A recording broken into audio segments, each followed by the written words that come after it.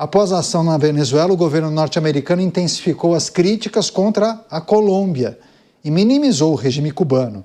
Nas redes sociais, a porta-voz da Casa Branca, Caroline Leavitt, compartilhou uma notícia sobre Gustavo Petro, sinalizando que ele poderia ser o próximo alvo dos americanos. Girar nossa reportagem, Matheus Dias chega ao vivo, vai trazer os detalhes dessa manifestação da porta-voz dos Estados Unidos. Matheus, seja bem-vindo, ótima noite a você, seus destaques. Feliz Ano Novo, meu amigo, esqueci de parabenizá-lo também, saudá-lo.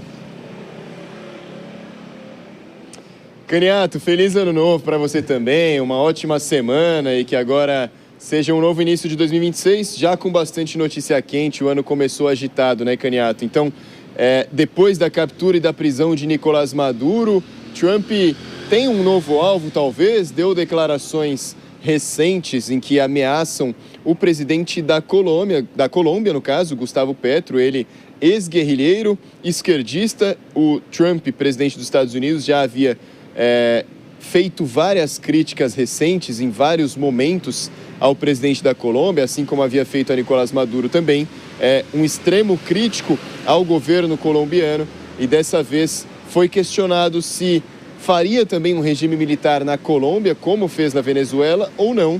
E Trump disse que parecia ser uma boa ideia. Nas palavras de Trump, ele disse ainda que Gustavo Petro, o presidente da Colômbia, deveria tomar cuidado e descreveu ele como um doente que gosta de produzir cocaína e vendê-la aos Estados Unidos e que ele não fará isso por muito tempo. O presidente da Colômbia, então, ele se defendeu nas redes sociais, depois de também já ter proferido diversas críticas ao presidente norte-americano. Petro disse que fez um juramento que nunca mais pegaria em armas novamente, mas, se preciso for, vai quebrar esse juramento para se defender e defender o país dele, defender a pátria colombiana contra as garras de Trump, segundo Petro.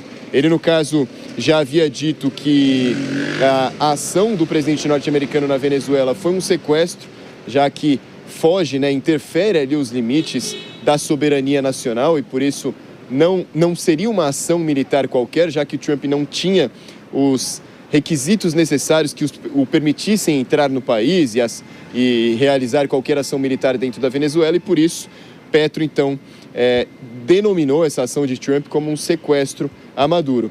E disse, inclusive, que se fizesse o mesmo na Colômbia, estaria preparado para revidar, já que, no caso, Petro já havia se posicionado também anteriormente com todos esses ataques de Trump, o chamando de traficante, o chamando de narcoterrorista. Petro já havia falado em outras publicações nas semanas anteriores com as seguintes palavras: meu nome não aparece nos arquivos judiciais sobre narcotráfico, nem no passado e nem no presente. Pare de me caluniar, senhor Trump. Não é assim que se ameaça um presidente latino-americano que surgiu da luta armada. Petro disse ainda que tudo que ele tem hoje é apenas uma casa na qual a família dele mora e ele paga com o salário que ele ganha como presidente da Colômbia. Agora vale um adendo aqui, Caniato, essa previsão do que está acontecendo já havia sido feita até pelo governo federal aqui no Brasil, quando disse que um possível ataque, antes dele acontecer, mas um possível ataque norte-americano à Venezuela poderia abrir precedentes futuros para que essas incursões pudessem acontecer na Colômbia e também no México. Após o ataque, então, na Venezuela, a Colômbia já pode estar virando um alvo também, né, Caniato? Pois é, isso aí. Matheus Dias trazendo os detalhes dessas manifestações das autoridades norte-americanas e as muitas dúvidas, né? O que poderia acontecer com a Colômbia após essas manifestações. Matheus, obrigado, viu? Grande abraço a você, feliz Ano Novo. Seguimos aqui esperando boas notícias, né, meu amigo? Você, Mota, queria que você discorresse sobre esse posicionamento de Gustavo Petro indo para o embate, né? E as dúvidas sobre quais seriam os limites de uma atuação norte-americana por lá. Naturalmente, não seria para capturar Gustavo Petro, né? Mas talvez uma ação contra as facções, os grupos criminosos que atuam com tráfico de drogas por lá?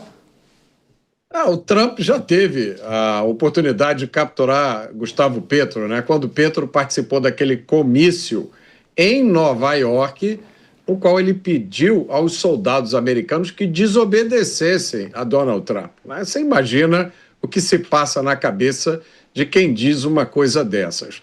Isso vem depois dele ter dito aqui no Brasil que o uísque fazia mais mal do que cocaína, depois de dizer também na tribuna da ONU que o petróleo fazia mais mal à humanidade do que a cocaína. Então, claramente, se trata de alguém que tem uma obsessão. A Colômbia já foi um grande parceiro de segurança dos Estados Unidos. Os Estados Unidos fez grandes investimentos na Colômbia para ajudar no combate ao tráfico das guerrilhas. Então, eu acho que o que pode vir a acontecer no futuro, assim que Petro for substituído na liderança, me parece que isso não demora muito, né? Pelos meios democráticos, os colombianos vão tirá-lo e colocar alguém que tem um pouco mais de bom senso. Aí eu acho que vai acontecer uma aproximação natural com os Estados Unidos. Ele entrou em 22, salvo engano, acho que o mandato de 5 anos, porque não tem reeleição na Colômbia, não é isso, Dávila? Então, salvo engano, ele ficará até 27, ou 26 ou 27. Mas você, Dávila, Gustavo Petro, subindo o tom, ele sempre adota, né, uma retórica de enfrentamento aos Estados Unidos, a Donald Trump, e aí as dúvidas, né, até que ponto as ações norte-americanas na América do Sul, na América Latina, poderiam abarcar também a Colômbia? É preciso ter muito cuidado nesse momento, porque Petro está vivendo por um período de enorme impopularidade. Nas próximas pesquisas internas que já fizeram, a direita está disparado na frente como favorita nas eleições presidenciais. Então, para que acelerar ou dar alguma desculpa para a esquerda voltar a ter algum tipo de protagonismo? Então é melhor ficar quieto, é melhor esperar ver esta eleição mudar o destino da Colômbia e voltar a ter um presidente de direita como teve no passado, que foram aqueles que combateram a Farc, que conseguiram restabelecer a paz interna na Colômbia, foram justamente a turma de Uribe e Juan Manuel Santos. Então, vamos seguir o curso natural da democracia num país onde já tem um presidente de esquerda periclitando, provavelmente vai sofrer uma gigantesca derrota eleitoral. Espere as urnas e o povo colombiano a se manifestar e não dê desculpa para fazer com que a esquerda volte a crescer nas urnas. Você, Diego Tavares, o posicionamento do presidente da Colômbia e, naturalmente, as manifestações das autoridades dos Estados Unidos. É importante só abrir aspas para uma manifestação que ganhou as páginas dos portais de notícias. Gosta de produzir cocaína, mas não fará isso por muito tempo, fecho aspas, uma referência a Gustavo Petro e à Colômbia.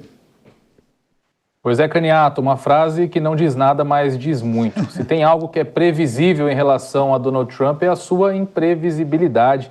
Então, eu me abstenho aqui de fazer qualquer aposta sobre o futuro de Gustavo Petro. O que a gente pode é analisar o passado. Como que a situação da Venezuela teve início? Donald Trump classificou o cartel de Los Soles como uma organização terrorista internacional e disse que Nicolás Maduro era o grande chefe dessa organização. O que Trump fez recentemente em relação à Colômbia? Classificou o Clã do Golfo como uma organização terrorista internacional e agora, reiteradamente e frequentemente, chama Gustavo Petro de traficante de drogas. Então, existe aí um padrão que levou agora, no último sábado, à queda de Nicolás Maduro por força de atuação norte-americana. Eu não duvidaria que Gustavo Petro pode encontrar o mesmo destino, mas o Dávila lembrou muito bem. O mandato de Gustavo Petro já está nos seus finalmente, principalmente considerando a grande rejeição que ele acumulou durante a sua gestão. Então eu acho que não seria muito estratégico que Donald Trump, nesse momento, interferisse em mais um país sul-americano. Pode isso, inclusive, trazer para os Estados Unidos uma certa penumbra de autoritarismo em relação a países menores, o que eu acho que não seria conveniente também, considerando o calendário eleitoral norte-americano. Mas, novamente, considerando que estamos falando de Donald Trump, tudo, absolutamente tudo é possível. Pois é, só uma informação, um adendo. De fato, na Colômbia não é permitida a reeleição. E aí são 4 anos de mandato. Então, como disse o Diego, logo ele deixará o cargo, a gente vai acompanhar o processo eleitoral. Só que, diferentemente do Brasil, o presidente não toma posse no início do ano, né? É mais ou menos no meio do ano a gente vai acompanhar todas essas movimentações também por lá.